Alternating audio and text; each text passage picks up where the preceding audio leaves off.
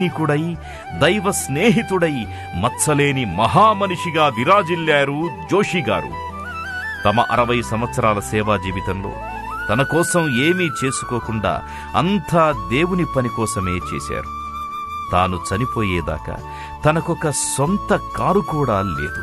తన 6 సంతానాన్ని దేవుడే పెంచి పోషించాడు. ఆంధ్రదేశంలో వారు చేసిన సేవ నభూతో నభవిష్యతి. వారికి వారే సాటి. ఒక్క మాటలో చెప్పాలంటే తెలుగు జాతి జోషిగారికి రుణపడి ఉంది.